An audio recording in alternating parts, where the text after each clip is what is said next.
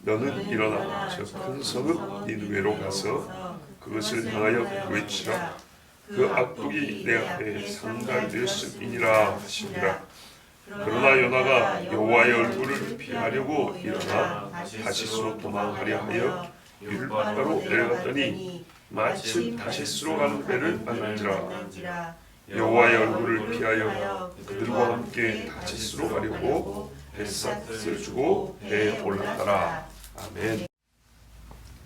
여호와 하나님이 선지자 요나에게 니느웨로 가서 외치라 그랬습니다. 왜 외치라 그랬냐니까 그 악독이 상달되었다 그랬습니다. 상달, 위로 전달됐다는 얘기죠.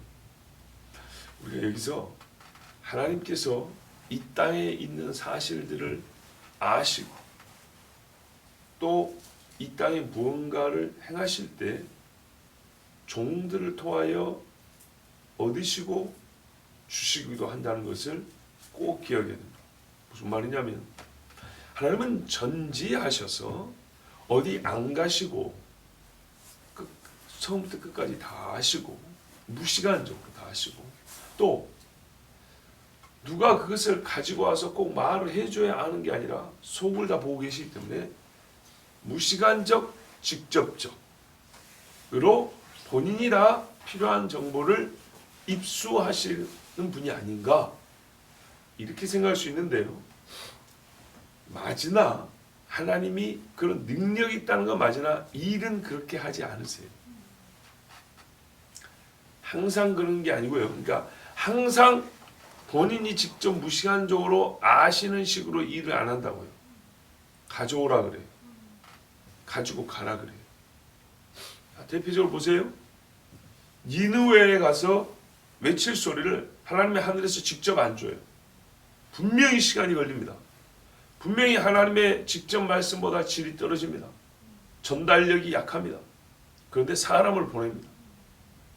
좀 확대해 보면 이 뭡니까? 요한계시록 5장 8절에 보면 24장로가 금향로를 가지고 하나님 앞에 있습니다. 그들이 금향로를 들고 있는데 향이 가득한지라. 뭐냐 그러니까 이 향은 성도들의 기도라. 보세요. 성도들의 기도가 우리가 보면 마을에서 공중으로 흩어졌는데 이 소리가 없어졌죠. 있죠. 이 소리가 나는 순간만 있는 거예요. 이거는. 이거를 담아요. 가지고 보관하는 곳이 있고 이거를 보관하는 사람이 있어요. 그렇죠? 쉽게 말해서 나와 하나님 사이에 나의 기도를 가지고 있는 매개자 전달자가 있어요. 그렇죠? 성경이 이렇게 되어 있어요. 거꾸로 그걸 들으시고 하나님이 우리 인간에게 응답을 하실 때도 천사를 통하여 보내죠. 가브리엘이 와서 다니엘에게 주의 귀에 네 기도가 상달돼서 내가 가지고 왔다 이런 식입니다. 소돔과 고모라를 보세요. 이거 비슷해요. 그들의 부르짖음이 내 귀에 들려서 내가 그것을 확인하러 간다고 했어요. 누구랑 갑니까? 하나님이 천사 둘을 데리고 갑니다. 최종적으로 천사 둘을 보냅니다. 최종적으로 천사 둘을 보내서 그날 밤에 확인하고 결심을 하십니다. 이미 결심은 섰죠. 왜? 분명히 말하지만 하나님은 무시한적으로 다 아세요. 아시지만 시간 안에서 시간성을 가지고 정보를 받으시고 본인이 하시는 일을 사람에게 행하십니다. 왜 그럴까요? 궁금증은 그거예요. 왜 하나님이 무시간적으로 아시고 일을 행할 수 있으면서도 왜 시간성을 가지고 일을 하실까요? 옛날 시간과 관계되거든요. 왜 그러냐? 피조물과의 상관관계에서 일을 하기 때문입니다. 새벽기도 때 여러 번 말씀드려서 아마 몇 번 들은 분들 계실 거예요. 봐보세요. 하나님이 누가 천국 가고 누가 지옥 갈지 알아요. 그러면 굳이 이 땅을 살게 할 이유가 뭐예요? 그죠? 처음부터 그 영원의 시간에 비하면 이 땅에 몇십 년이라는 거 잘해봐야 100년이라는 거 뭐 별거 아니잖아요. 그러면 처음부터 저기 던져놓고 천국에 두고 자 영원히 살자 이러면 될 거 아니에요. 그렇게 일 안 한다고요. 왜 그러냐? 이유가 있어요. 살아본 적도 없는데 지옥 가면 여러분 하나님 공의롭다 하겠어요? 생각을 한 것을 내가 태어나서 해본 적이 없고 말한 걸 해본 적이 없고 행위한 걸 해본 적이 없는데 상급이 어디 있어요? 천국에 있어야 될 이유가 어디 있어요? 근거가 뭔데요? 아시겠죠? 공의는 시간 안에 펼쳐집니다. 공의는 실제여야 합니다. 실제. 실제에 대한 합당한 대우가 공의인 겁니다. 그러므로 아무것도 있지 않아도 아시잖아요. 이런 식이 아니에요. 천사를 통하여 보내고 천사를 통하여 받으시고 할 때 모든 피조물이 하나님이 얼마나 공의로우신지 얼마나 은혜로우신지 사람을 통하여 일하고 사람을 통하여 받으실 때 하나님이 능력이 있어서가 아니라 이런 방법을 취하실 때 모든 인간은 하나님의 정말 인간이 측량할 수 없는 은혜와 자비를 알 수 있고요. 감히 사람이 하나님을 힐난하거나 비난할 수 없는 하나님의 공의를 깨닫게 됩니다. 자, 인간을 대하시기 때문에 인간은 시간적 존재이기 때문에 하나님의 시간성 안에서 그렇게 일하십니다. 그리고 시간을 길게 두기만 한 게 아니고 시간에 여유만 둔 게 아니라 그 시간의 여유는 맹목적으로 여유를 두는 건 아니죠. 분명히 그 안에 시간이 필요한 이유가 있죠. 그래서 하나님은 그 시간 안에서 사람들이 깨닫게 하는 시간 갖는다 이 말이죠. 기회를 갖게 한다는 말이죠. 하나님에 관하여 하나님의 뜻에 관하여 우리가 무엇을 해야 되는가에 관하여 훈련과 연단의 시간 우리에게 반드시 필요합니다. 그리고 하나님의 성품을 담는 우리에게 이 성품을 닮아갈 수 있는 시간이 필요합니다. 인내 언제 배울 건데요? 어떻게 해요? 하나님께서 인내하신 시간만큼 우리는 그 시간 안에서 인내를 배웁니다. 인내를 훈련합니다. 봐보세요. 하나님께서 악인에게 인내하시면서 심판하지 않는 시간만큼 의인은 고난을 견디는 인내를 배우는 겁니다. 바로 그겁니다. 우리는 우리에게 주어진 시간만큼 하나님이 우리에게 어느 정도의 시간을 주고 계신지를 압니다. 즉 귀한 믿음의 덕목들에 관하여 우리는 시간 안에서 이것을 받고 연습하고 실천하는데 하나님께서 시간적 여유를 주신 만큼 하나님이 이렇게 많이 인내하시는 분이구나. 이렇게 크게 자비하시는 분이구나. 우리는요 희한하게도 부피와 무게가 아닌 시간으로 하나님의 속성, 성품을 파악하고 이해하고 깨닫게 됩니다. 자, 하나님께서 그래서 자기 종들에게 전달하라 하고 전달을 받습니다. 전달하고 전달하는 과정에서 종들은 기쁨과 희열을 느끼고요. 생각해보세요. 내가 예수님의 부활을 전한 천사라고 생각해보세요. 싫은 분 계세요? 아니죠.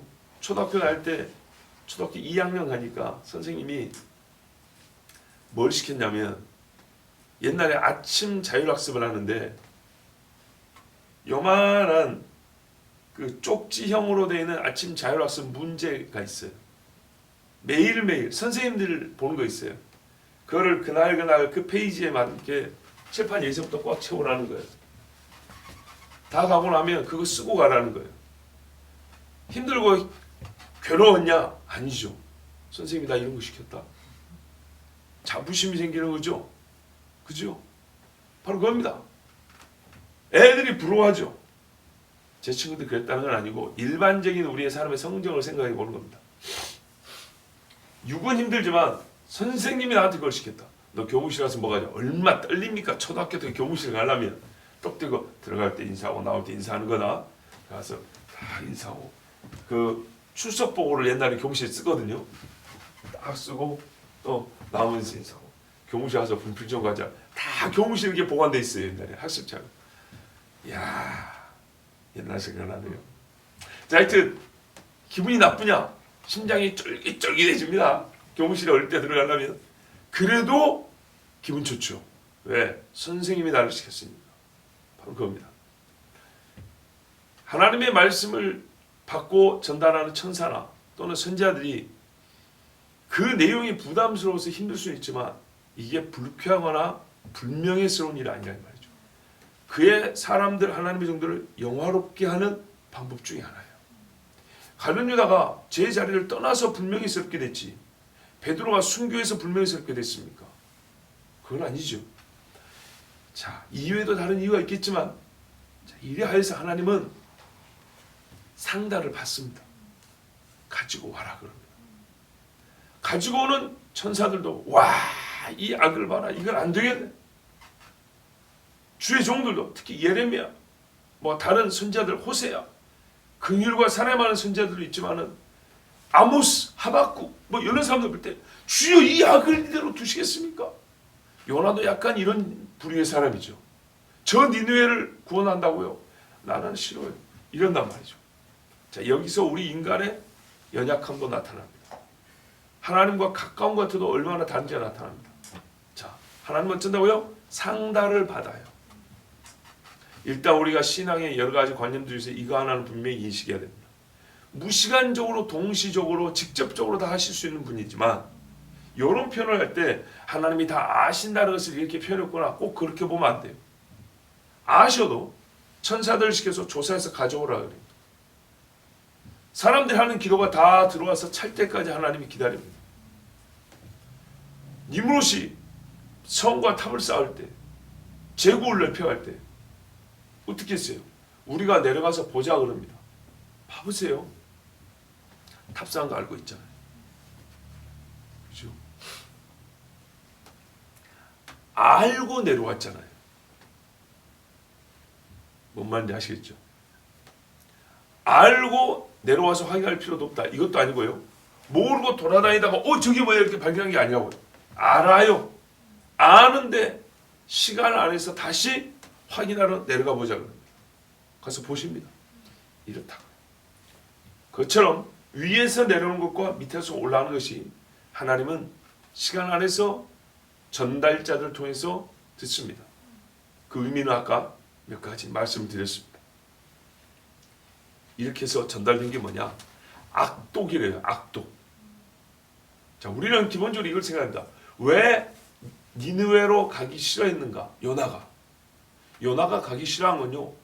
니느웨가 악독했기 때문이에요. 니느웨는 일관성이 있어요. 그게 잘했든지 못했든지 뭐 어떤 일관성이냐. 우리가 발견할 수 있는 건 니느웨의 악을 심판해야 된다는 거예요. 절대로 쟤들은 용서해주면 안 된다는 거예요. 이게 요나의 마음이에요.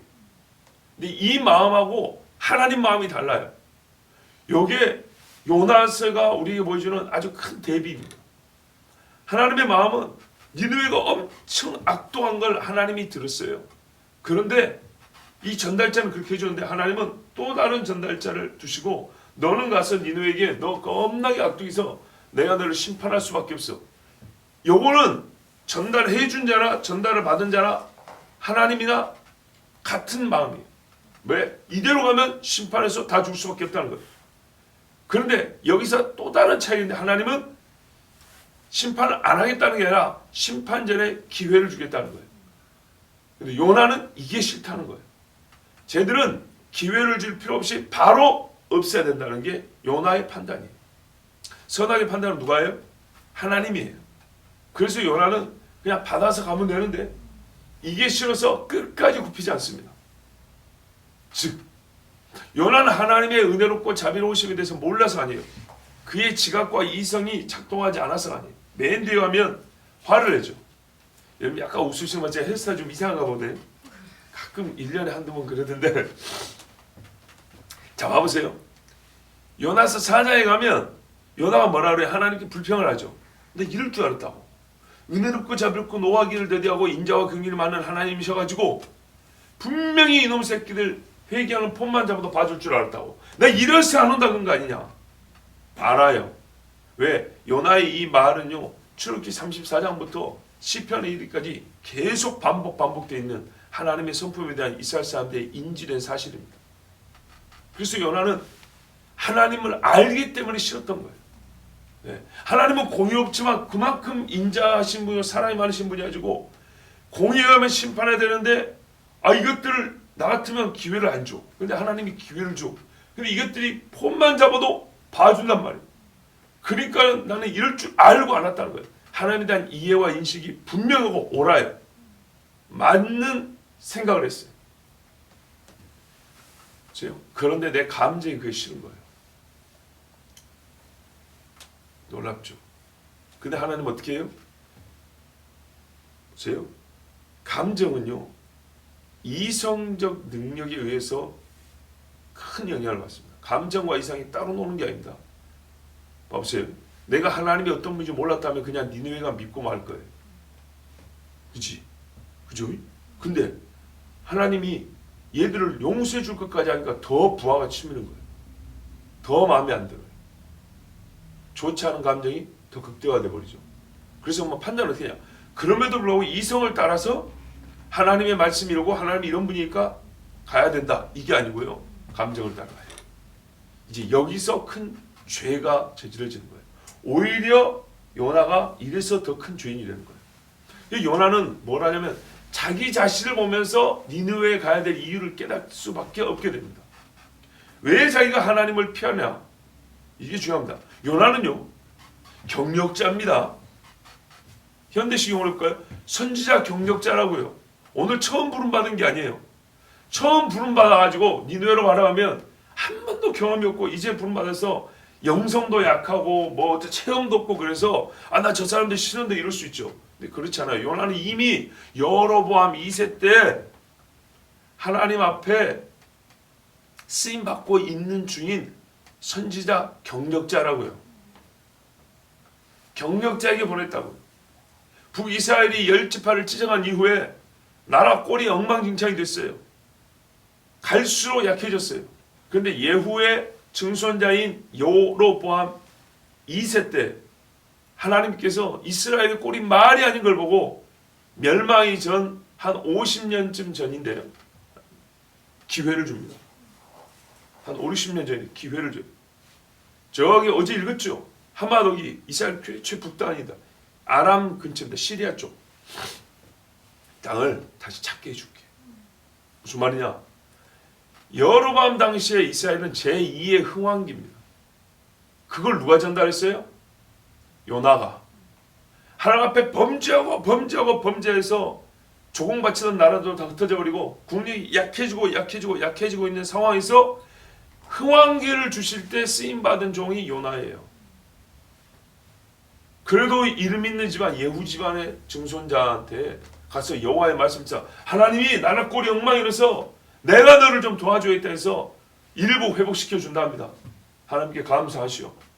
진짜 우리나라가 지금 이렇게 힘이 없고 엉망인데 하나님이 하신다면 하는 거예요. 그랬더니 진짜로 나라가 강해진 거예요. 그래서 한번 들어보셨을 거예요. 여로보암 2세 때 이스라엘은 힘이 세집니다. 이런 경력을 갖고 있기 때문에 경험이 있기 때문에 이것 때문에 오히려 더 안 가요. 쟤들이 이렇게 되면 안 되지. 그러나 이 경험이 바로 하나님이 뜻하시면 엉망진창인 나라도 그런 백성도 회복하신다는 경험이 있기 때문에 반드시 가야 되는 거예요. 그래서 요나가 굉장히 나쁜 짓을 지금 저지르고 있는 거예요. 자, 근데 이제 궁금한 게 이거죠. 악독에 대해서 하나님은 가라 하신다. 좋다. 나는 싫어. 근데 왜 요나가 싫었을까요? 왜 요나가 싫어했을까요? 우리가 일반적으로 이렇게 생각합니다. 아수르가 이스라엘을 멸망시켰잖아요. 원수 나라에 가시겠습니까? 나라도 가기 싫지. 근데 여러분, 그래서 이참에는 배경 설명이 중요해요. 아수르가 지금 이스라엘을 칠 때가 아닙니다. 역사적으로. 요나의 사역기를 일반적으로 학자들은 BC 760년 정도까지로 봅니다. 북이스라엘 멸망은 BC 722년경입니다. 거꾸로 내려오기 때문에 약 40년 전입니다. 그리고 아수르가 쳐서 나라가 약해질 때가 아니고 지금 나라가 어쩐 때라고요? 흥왕기라고요. 흥왕기이기 때문에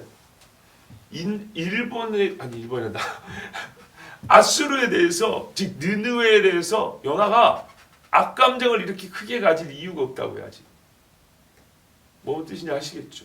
예. 일제강점기가 1910년 혹은 1905년 한일 합방이라 치면 지금은 1860년대라고요. 1860년대 사람이 임진왜란을 생각하면서 그렇게 나는 일본의 도쿄가 싫어 그랬을까요? 그렇지는 않다 이 말이죠. 그리고 나라가 지금 힘이 약하면 기분이 더 안 좋을 수 있는데 힘이 전부 다 세지고서 주변 나라들에게 이스라엘의 이름이 떨쳐지고 있는 중인데 아수르가 아직 이스라엘을 직접적으로 공격하여 나라를 패망하게 한다거나 어려움으로 몰고 가기 전인데 결과를 가지고 그 이전 사람에게 이렇게 투사를 해서 원수 나라이기 때문에 가기 싫었다 이런 거는 좀 억지스럽죠. 그러죠. 그래요. 그래서 그런 게 아니에요. 요나가 아수르가 이스라엘을 멸망시켰고 지금 멸망시키고 있기 때문에 그런 게 아니에요. 이유는 이거예요. 악독하기 때문에. 악독하기 때문에. 하나님께서 여기서 이제 질문을 조금 이렇게 한 걸음 더 앞으로 빼면 왜 하나님이 니느웨로 가라 그랬을까? 다른 성이 얼마나 많은데 하필 왜 니느웨로 가라 그랬을까? 나는 요나서를 읽으면서 제일 궁금한 게 그겁니다. 사실 애굽도 있잖아요.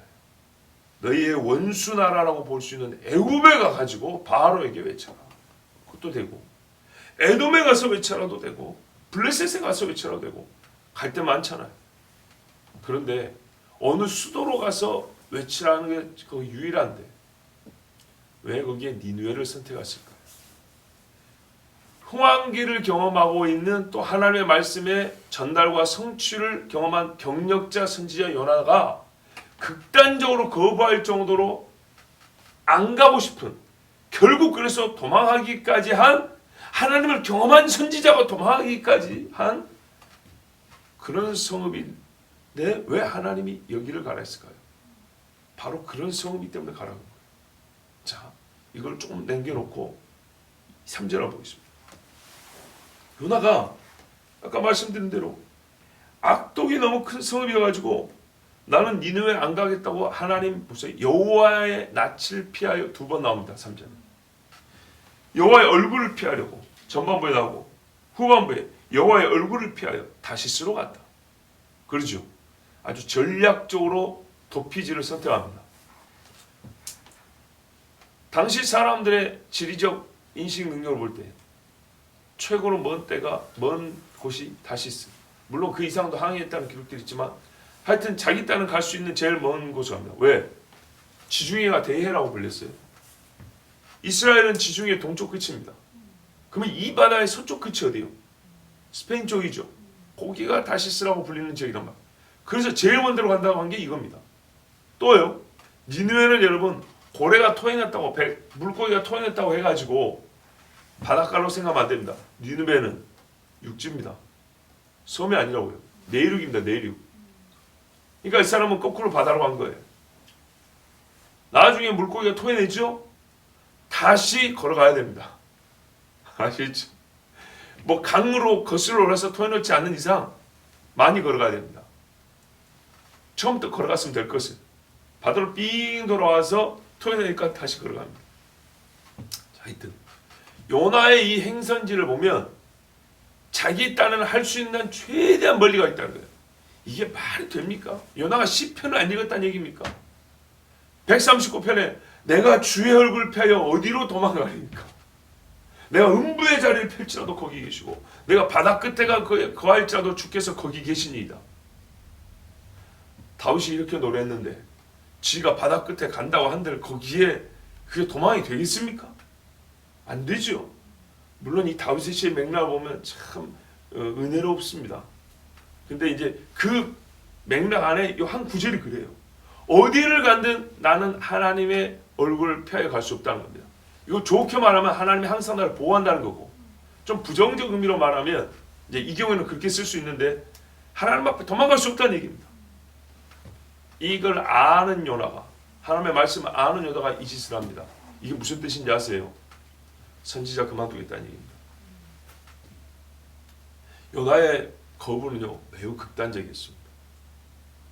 보십시오. 나 다시스로 가서 하나님이 니느웨에 대한 생각이 바뀌면 그때 돌아와서 다시 선지자 할게요. 이런 뜻일까요? 아니면 나 아니고 다른 사람 보내세요. 다른 사람이 갔다는 소식 들으면 오케이 됐어. 그 다시 돌아오겠다는 얘기인가요? 경력자 선지자라니까요. 이 말은 선지자 생활 안 한다는 얘기예요. 그럼 하나님이 니느웨에게만 말씀하시냐? 아니요. 니느웨 갔다 오면 또 하실 말씀 많아요. 그런데 그 뒤에 말씀은 이스라엘에 주신 말씀이겠죠. 그것도 다 거부하겠다는 뜻이에요. 그러니까는 지금과 내가 니느웨를 갔다 온 이후에도 주실 말씀이 있을지라도 나는 니느웨 하나 때문에 다 그만두겠다는 거예요. 이 정도로 강력한 표현이에요. 그래서 우리는 악독이라는 말에 주목을 하는 겁니다. 악독. 얼마나 니느웨가 악독했기 때문에 하나님은 보세요. 은혜롭고 자비롭지만 신속하게 니느웨의 멸망을 결정하셨어요. 상달된 직후에 40일 카운트다운 시작해버렸어요. 그죠? 봐보십시오. 서울이 이렇게 더럽고 추악해도 지금 몇백 년을 지나고요. 현대가 된 이후에도 40일은 이미 지난 지 오래입니다. 40년 전과 생각을 비교해도 이렇게 악한 도시가 없습니다. 근데도 불구하고 여러분, 니느웨는 어느 정도냐면 지금부터 40일임을 없애버린다고 그랬어요. 그렇게 악한 거예요. 소돔과 고모라 확인하러 왔는데 오늘 밤에 없애버린다고 그랬어요. 니느웨가 얼마나 악한 성읍인지 알겠죠. 그 구체적인 사례는 기록되어 있지 않지만 우리는 이 시간이 그래서 우리에게 가르쳐주는 게 많다는 겁니다. 40일이면 끝난다 했어요. 40일 지나서 다시 돌아오겠다는 얘기인가요? 그 말이 아니죠. 바로 이거예요. 요나가 보기도 이 소돔은 그렇게 악한 거예요. 그래서 요나 딴에는요 두 가지 이성적인 작동이 일어나는데 마음에 그렇게 악한 것이니까 공의의 심정상 없어져야 돼. 근데 하나님의 말씀을 순종해서 내가 가야 돼. 이 둘 사이에서 나는 그래도 의로운 사람이거든. 악한 것들은 죽어야지. 감정이 여기 편을 들어줘요.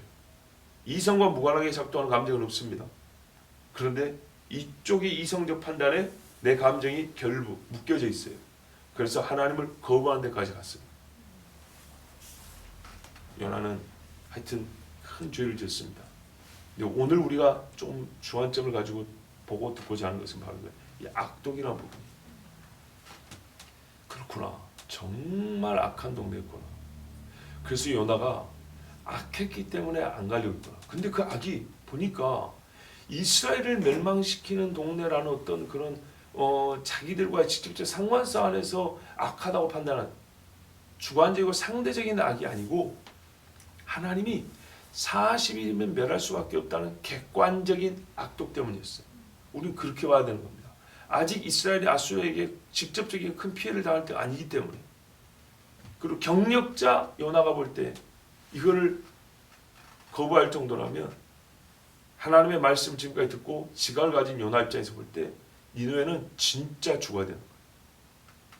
자, 요나를 편들어 주겠다는 게 아니라 우리는 니느웨에 대해서 그냥 지나면 안 된다는 거예요. 어제 그래서 여러분은 들은 거예요. 니느웨 뜻이 뭐라고요? 니무롯의 도시다. 어디입니까? 창세기 10장에 보면 그 니무롯이 고고학적으로는 엔멜카라데 NMR 니무롯 이 뒤에 칼은 헌터라는 뜻도 있다. 그래서 사냥꾼이라 우리 보에도 그렇게 되어 있죠. 반역자라는 뜻도 있습니다. 하나님 앞에 반역자이자 큰 사냥꾼, 즉 짐승만 잡았다는 얘기 아니에요. 여기서 짐승이 사슴, 노루 잡았다는 얘기 아닙니다. 그는 표범과 맹수들을 잡아 다루는 그런 어마어마한 힘을 가진 사람입니다. 거인족이라고 봅니다. 그런데 말이죠. 이 사람이 어디서 나타나면 신할 편지, 쉰알 편지에서 시작했다. 그리고 바벨과 에렉과 아마 갈대아 우르 여기도 아마 그 어원상 같은 데라고. 그 다음에 아카드라 그러죠. 고대 아카드라고 들어보죠. 아카드. 여기서 시작하여 봅시다. 시날 땅에서 넓혀갑니다. 이 시날 땅이 바로 마지막 때에 신상이 세워진다고 예언된 그런 거예요. 이 시날 땅에서부터 계속 넓혀가고 마지막에 되면 니느웨와 레센까지 이르렀으니 얘가 니무르스 제국의 동쪽 경계선입니다. 이 레센은 큰 성읍이라 이렇게 되어 있어요. 니느웨 역시도 사실 큰 성읍이라고 성경에 기록되어 있습니다. 아, 크니까 하나님이 하는 보세요. 큰 성읍에 압도하면 그 악이 크다는 얘기죠. 엄청나게 큰 겁니다. 자기만 크냐? 아니죠. 큰 성이 때문에 영향력도 크게 되어 있습니다. 그래서 이 니느웨 하나 때문에 그 주변까지 어마어마한 악이 팽창해 가고 있는 중이라는 걸 알아야 돼요. 근데 이 니느웨가 어떤 도시예요? 니무로스 도시인데 말하자면 고대 도시예요. 옛날 도시라고요. 요 도시가 지금 요나가 보기에는요, 이건 추정인데 다시 크고 있는 거예요. 이제 뭔 말인지 이해가 좀 되시죠? 니무롯의 도시가 하나님께서 니무롯이 세계를 지배하려고 할 때 흩어버려가지고 언어를 흩어서 그 도시들이 황폐화되고 무너지고 힘이 쫙쫙 빠져버렸어요. 사람들도 흩어지고. 그랬는데 그 여러 도시 중에 하필이면 니무롯이라고 이름 붙여진 도시가 커가고 있는 거예요. 지금 저 큰 성 어느새 이렇게 컸을까 싶을 정도로 엄청나게 큰데 그게 니무롯을 다시 보는 것과 같이 악한 거예요. 니무롯을 숭배하고 있어요. 이 도시는 고대 영웅들이 있어요. 그 영웅들을 다 모으면 전부 다 니무롯으로 모여집니다. 니무롯 묘지가 있어요. 니무롯 신상이 있어요. 니무롯의 기념탑이 있어요. 니무롯을 기념하고 니무롯 아데미 아니 뭐죠? 에베소에 같은 아르테미스 아데미어 이런 것처럼 니무롯이 숭배되는 도시가 다시 세워진 거예요. 그리고 얘가 커져 있는 거예요. 불과 40년 후면 이스라엘을 치러 옵니다. 멸망시켜버립니다. 그렇기 때문에 선지자가 그래서 아까 말한 거예요. 여러분 조금 웃기게 들으셨죠? 제가 귀에 들어오려고 경력자로 표현한 건데 하나님의 영감을 받은 선지자란 말이에요. 영감을 받은 선지자 입장에서 아는 게 뭐예요? 다른 사람들과 달라요. 정치적으로 와 니느웨가 크구나 앞으로 저기랑 무역하면 되겠다. 어쩌면 저기랑 전쟁할 수 있겠는데 조심해야겠는데 이 정도 아니에요. 선지자 영성에서 니무롯은 어떻게 보이냐? 니무롯의 세력이 커져서 니무롯의 손이 다시 그 더러운 마수가 온 세상에 펼쳐지겠구나. 그러면 어떻게 해요? 나한테도 저건 지금 없어져야 돼. 이렇게 판단이 안 들겠습니까? 하필이면 니무롯의 이름을 가지고 동네가 다시 세워졌어요. 얘가 다시 커지는데 급속도로 커져가고 있어요.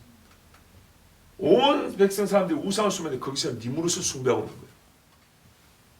니무롯이 커가고 니무롯이 지배하고 니무롯의 영성으로 힘을 떨치고 있는 큰 도시. 보세요. 좌우를 분간하지 못한 자가 몇 명이요, 어린애가 몇 명이요, 짐승이 몇이요 그랬잖아요. 이런 어마어마한 도시가 생길 줄도 몰랐는데 다시 생겼고 크게 번성하고 그 힘이 어마어마해서 주변으로 계속 그 힘을 펼쳐 영향을 미치고 있는데 그 모든 힘의 근원이 니무롯이란 말이에요. 그렇다면 성경을 알고 장래를 내다보는 어느 정도 장래를 내다보는 영성을 하나님으로부터 영적 능력을 받은 요나가 볼 때, 즉 선지자가 볼 때 니무롯은 그냥 큰 여러 동네 중에 하나가 아닌 거예요. 니무롯이 다시 살아나는 것과 같은 그런 의미가 있는 거예요. 그렇다면 온 세상은 얼마나 큰 악에 빠지겠습니까? 그래서 나 같아도 거기는 가기 싫다는 거예요. 요나는 그래서 안 간 거예요. 뭐 이스라엘을 멸망시키고 뭐 훗날 그렇게 될 걸 짐작할 수 있겠죠. 그러나 지금 아수르의 칼을 맞은 게 아니에요. 하나님은 아수르에 가라는 것도 아니에요. 니느웨에 가라고 했어요. 니무롯의 도시에 가라고 했어요. 현재의 악독과 장래의 악함으로 니무롯의 도시가 행할 일을 알기 때문에 요나는 이토록 거부했던 겁니다. 하나님 여기는요 기회를 주면 안 됩니다. 여기는 지금 잘라내야 합니다. 도끼가 나무 뿌리에 놓였으니 맞아요. 여기는 바로 찍어야 합니다. 나 못 갑니다. 요즘 말하면 소신 있는 거부예요. 소신 있는 거부인데 어느 정도로 심한 거부냐? 선지자직을 그만두겠다고 할 정도로 안 되는 줄 알아요. 하나님 앞에 피한다는 게 안 되는 선지자라니까요. 아는데 피하겠다고 할 정도로 그 정도로 니느웨가 악한 거예요. 오늘 여러분 이걸 확실해야 돼요. 니느웨가 어떤 데인지 알아야 돼요. 자, 이 마음은 뭐냐? 엘리야가 하나님 앞에 죽여달라고 하는데 하나님 죽여주겠습니까? 엘리야가 그렇게 영적 지각이 없는 사람이니까. 근데 엘리야가 낙심하니까 뭐래요? 죽여주세요. 여러분 사람이 죽여주란 말 들으면 진짜 기분 나쁘잖아요. 나하고 모든 걸 그냥 끝내자 이 말 아닙니까? 죽여라! 그러면은 나는 네가 정말 죽기까지 싫다와 모든 걸 그래서 끝내고 싶다라는 심정이거든요. 엘리야가 하나님 앞에 실망했다고 말이에요. 이세벨을 죽이려 할 때 하나님 당신 왜 나를 안 살려주고 안 편들어주고 나를 지금 이 고생을 하고 하나님께 대한 실망과 원망이에요. 그래서 하나님 앞에 죽여달라고 그랬어요. 그 심정을 그대로 이해하면 됩니다. 요나도 하나님이 지금 마음에 안 든 거예요. 아시면서 하나님 이세벨 알잖아요. 이세벨. 그럼 뭐 이왕에 하늘에서 불 떨어지고 바알 선지자 죽일 때 한꺼번에 싹 쓸어버리면 그거 나한테 맡겨주면 좋은데 나한테 맡기지도 않고 이세벨 살려놓고 뭐 하시는 거예요? 그리고 걔가 나를 죽였나니 거의 비슷한 맥락. 니느웨 아시잖아요. 니느웨. 옛날에 니므롯이 마지막 세운 성읍 그 자기 이름을 두고 자기 힘의 끝을 보여준 성이 니느웨 아닙니까? 하나님 아시잖아요. 그때가 흩어버렸잖아요. 근데 그게 지금 다시 세워졌어요. 어마어마하게 커졌어요. 지금 니므롯을 숭배하고 있어요. 왜? 니느롯의 이름으로 다시 세워진 성읍이니까. 근데 거기를 나보고 가라고요. 그리고 뭐 그냥 심판한다고 끝내는 게 아니라 그걸 어쩌라고? 회개하고 돌아오라고? 그걸 나보고 하라고? 차라리 나를 죽이세요. 제 말이 거짓말 보세요. 나를 물에 던져라 그랬어요. 풍랑이라면 알아서 나와서 하나님 잘못했습니다. 기도를 해야 되는데 요나가 그렇게 안 해요. 너 당신들 나 때문에 그런지 다 알잖아요. 영성이 있다니까 알아요. 나를 바다에 던져라. 어쨌든 죽겠다는 거예요. 그래서 우리는 니느웨에 대해서 깊은 묵상이 고차도 필요하다는 얘기예요. 이 악도 니느웨를 설명하는 유일한 말 크다와 악하다. 이 두 가지에 대해서 우리는 조금 심도 있게 생각을 할 필요가 있다는 겁니다. 이 종이 지금 전달한 것도 부족합니다. 그러나 여러분 이 정도라도 들으시고 요나의 심정, 요나의 행위를 이해해야 합니다. 편들어주자는 얘기가 아니에요. 니느웨가 어떤지를 알아야 요나를 알고 니느웨가 어떤지를 알아야 아까 말씀드린 대로 이 시간 안에서 우리는 하나님의 마음을 아는 거예요. 하나님은 베드로서 말하는 대로 왜 지금 안 쓸어버리냐? 회개하고 돌아오기. 예, 디모데서에 나온 거예요. 회개하고 돌아올 때까지 참으시고 인내하셨는 모든 사람이 하나님을 알게 이르신다는 이 말이 그냥 듣기 좋은 긍정형의 표현이 아니고요. 그 속에 달린 하나님의 심정의 깊이를 이해할 수가 있는 거예요. 이 마음을 알고 우리가 요나서를 계속 읽어 나가도록 하겠습니다. 니느웨는 어떤 성읍이라고요? 이거 한 가지 충분히 여러분. 매우 크며 심히 약하여 하나님이 상달받은 직후로 40일 만에 멸하겠다고 뜻을 세울 정도로 악한 성읍이다. 그러나 그 성읍을 하나님께서 요나를 3일간 뱃속에서 살려주신 것처럼 뭡니까? 니느웨도 3일 동안 그들이 금시하고 나올 때 살려주시는 하나님의 인자와 사랑을 가지고 그 성에 마지막 기회를 주셨다. 이건 한 개인에게도 국가에게도 민족에게도 이 세상에도 동일 원리로서 적용해 볼 수가 있습니다. 요나가 이래서 안 되는 줄 알면서도 하나님을 피하여 도망을 갔습니다. 이제 하나님께서 니느웨와 요나를 어떻게 하실까요? 계속 주의 말씀 듣도록 하겠습니다. 기도하겠습니다.